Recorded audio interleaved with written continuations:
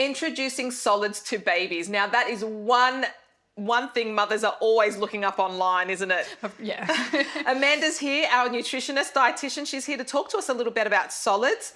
And I'm actually going to put out the question, when should children start solids? Yeah, it's a good question. Or babies, I should say, not children. We've got children now. Yeah, it's a great question. I do remember feeling a little bit unsure about it with my first baby as well.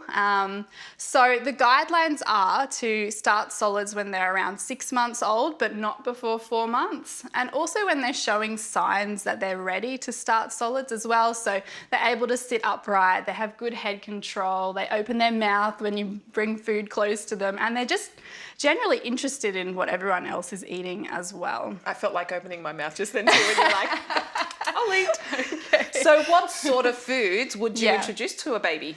Yeah, so at around 6 months, babies actually are starting to become a little bit depleted in some nutrients, and they can't get all the nutrients that they need from breast milk and formula alone. One of these is iron. Okay. So you do need to start with iron-rich foods. What I've got here is an example of that, which is baby rice cereal, which is fortified.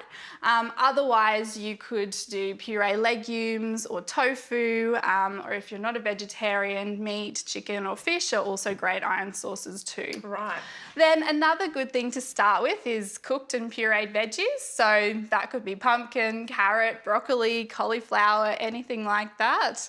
And do they say you should introduce vegetables first, then fruit? Yeah, I personally like to go with that as well, just because we know babies are going to love fruit, aren't they? Love the sweet once fruit. they start with the fruit, they're probably not going to want the veggies. So I think it's good to start with the veggies. Okay. And then go to, so we've got some banana here that's mashed up, but you can also do avocado or cooked in puree, apples or pear, anything like that is great too. Okay, and what other tips do you have? Like, I actually used avocado a lot. Yes, me too. Which was great. I even so put some easy, banana in the avocado and mashed it that's for them. a good idea. They loved it. Mashed banana and avocado together. That's a great idea. Yeah. Well, this is a lot of food right here. So when you first start with your baby, they're not going to eat anywhere near this amount. So starting with, say, 1 to 2 teaspoons probably, and then building it up as they start to eat more.